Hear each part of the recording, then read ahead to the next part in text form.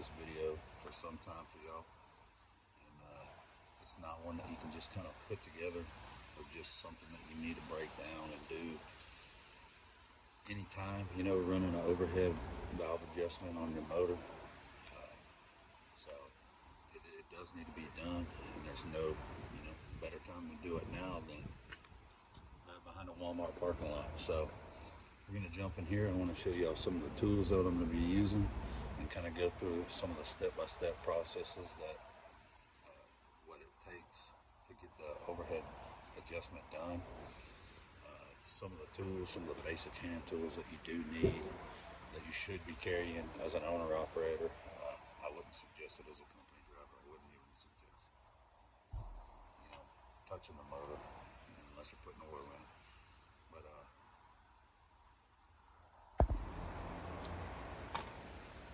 yeah, so we'll show you those basic set of hand tools that we're going to run into. It's a pretty simple process. It's a little time consuming. I would suggest taking your time, doing your research, looking at the forums, seeing and getting yourself a little cheat sheet. But as far as a Paccar motor goes, that's what I'm running. It's pretty simplistic, and I'll show you on the bottom where it's numbered 1, 6, you know, so on and so forth. You just rotate the motor, and I'll show you the tools that you need to do. These are your tools, your feeler gauges for your valve adjustment, nail screwdriver, socket, wrench, Allen. This is the special turning tool you'll need down at the bottom, a torque wrench, and your ratchet. The feeler gauge, you know, it's colored red and blue. Red for hot, blue for cold. That's the exhaust side and the intake side. The exhaust side is a 70 thou. That's what you'll be using. And the exhaust is a 50, or the intake, excuse me, is a 50. And just a basic flathead screwdriver. This is to get your intake piping off. This is for that's a 3/8. And then the 11 mil is for the valve cover. This is to get your the 13 mils for the breather bolts, 18s for the valve lash adjustment itself, and so on. That's what these both will be used for. And this is what you'll be tightening. And then of course your torque wrench and other things. I feel like I'm missing something, but when we get into it, I'll show you. There's 4 bolts on your airbox cleaner. 1, 2, 3, 4, 5, and 6. Once you get those off, you'll take your sensor off here. Once you get those 6 bolts off, you'll remove your 3/8 bolt for your piping, and that whole thing will slide right out, and that'll give you access to the valve cover in order to get the 11 mil bolts out of it.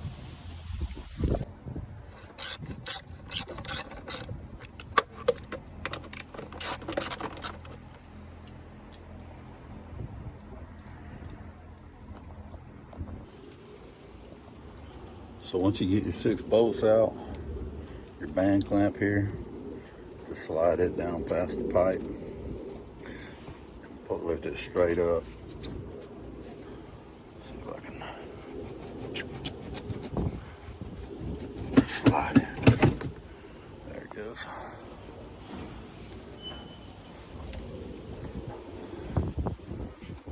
Hop up here.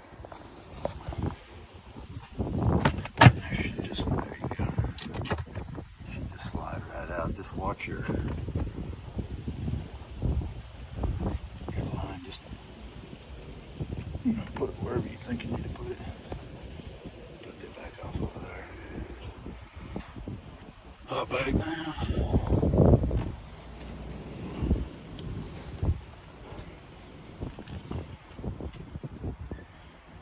Okay.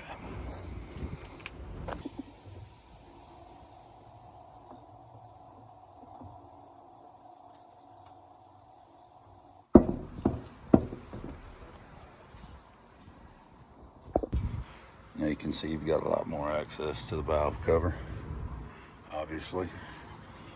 But you've got your valve cover bolts. I'm not sure exactly how many there are.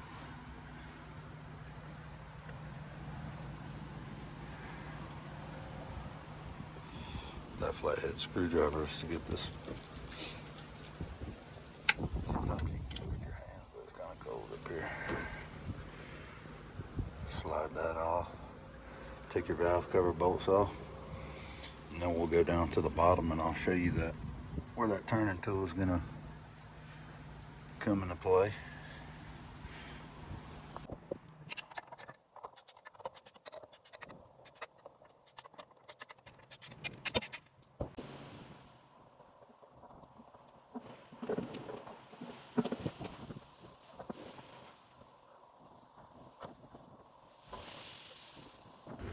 This is the area where you're going to use your turning tool. It's on the passenger side of the flywheel, on the bottom of the bell housing, transmission, motor. It's two 13 mil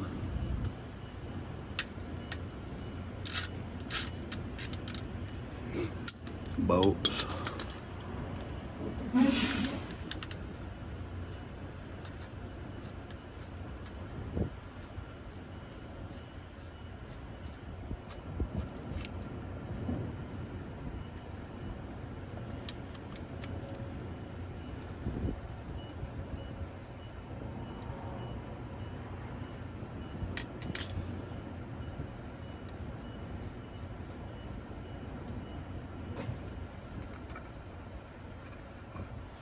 Slide that off if you can. I don't know if I can. But that turning tool being in there. Yeah, I think I can. Obviously don't drop nothing down in there. Let's see if I can get that tool. Oh yeah.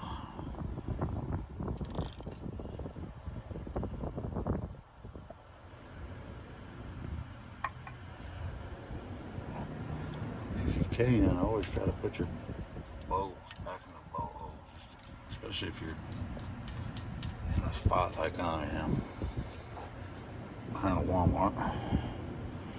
Just keep up with your stuff. But what I was talking about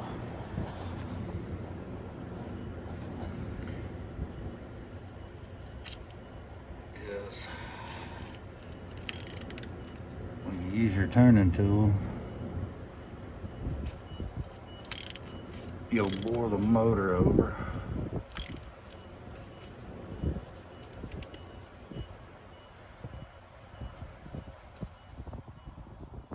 Shoot, I don't even know if y'all can see that. Right there it says 3 and 4. There it is. You just want to line up this little pointer right here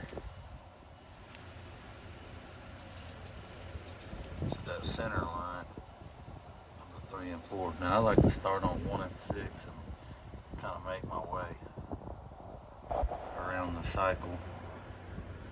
You can do it however you want. That just gives me a little bit better peace of mind.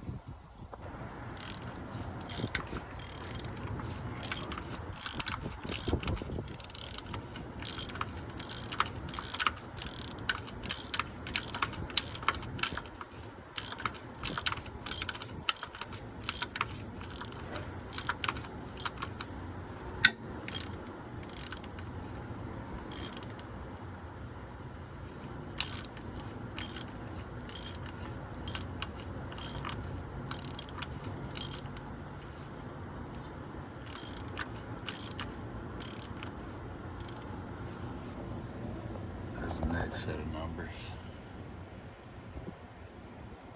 5 and 2.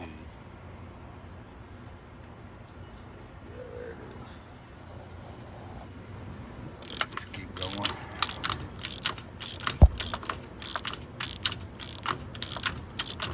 Like I said, I like to start on 1 and 6 and make my way through the rotation.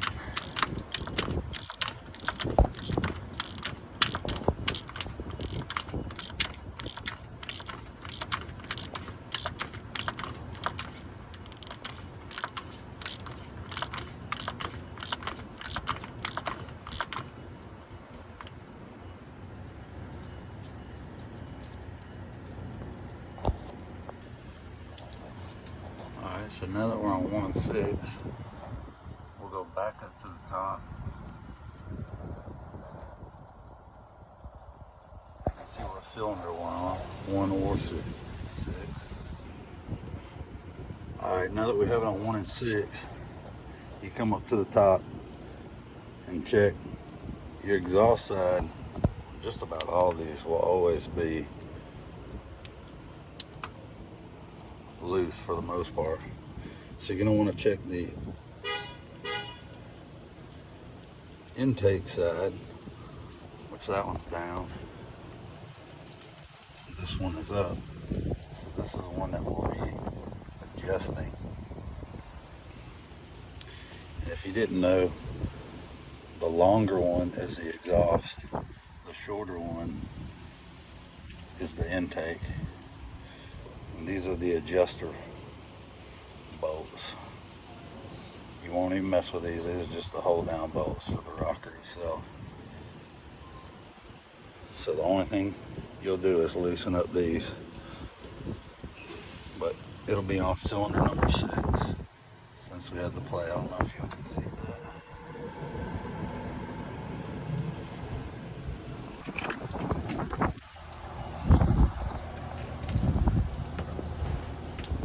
Alright.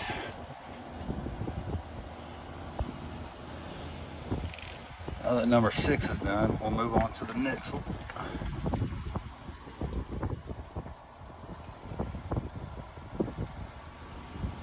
Next numbers.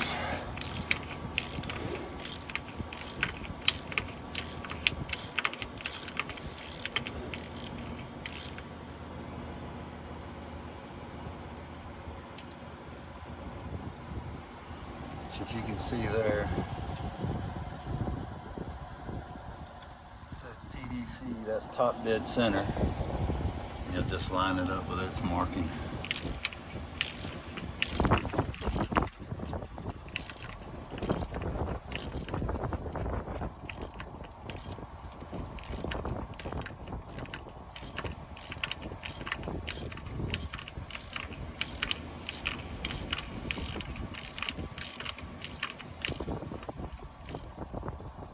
Here we are on 3 and 4. So it'll be either cylinder 3 or cylinder 4. Like I said, we're on cylinder 3 and cylinder 4. So 1, 2, 3, and 4. No, it's not number 4. Number 3 is loose. So it's going to be valve number 3 that will be adjusting intake exhaust. I wasn't able to get y'all number 6 because you can see it's kind of in an awkward place to get you, something good on video and do what I need to do.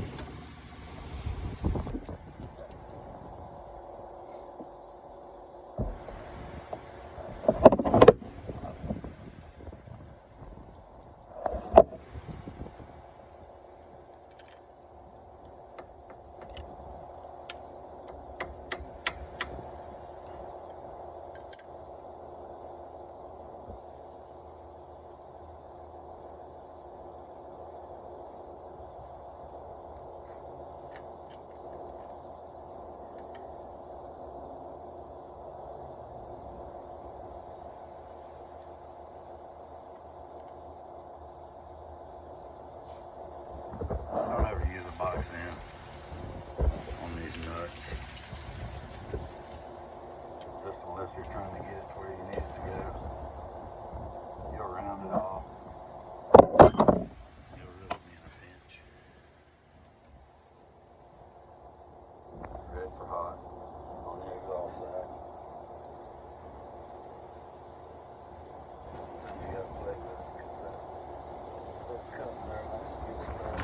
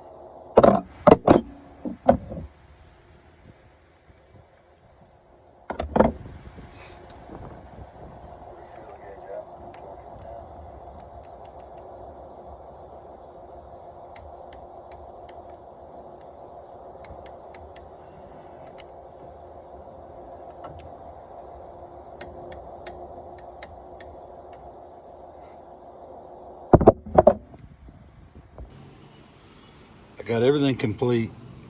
The reason I wanted to run this overhead was I had this bad ticking sound and it just didn't sound right. And probably about a month or two ago, I put number 2 and number 5 in injectors. I should have just done the whole thing, but I wanted to kind of wait and see how everything was going to pan out. But anyway, everything looked good. 1 through 4 and 6 look good. The tapping and ticking sound I was hearing was the gap. I'm not sure what I did wrong last time, or maybe I just skipped over and adjusted the intake and not this, but whenever I do it, like you've seen in the video, I loosen both and just go on ahead and readjust it. I don't just check it and say, hey, it's good. I make sure. Well, I must have skipped over this and tightened up the jam nut because the gap here was probably 3 times the size it actually needed to be, and that's where that ticking sound was coming, just beating and banging off of this small cup here. But we got it readjusted. Everything's sounding pretty good. I started it up and listened to it. It's nice and smooth and quiet. So I'm gonna start putting everything back together same way we took it off, just in reverse.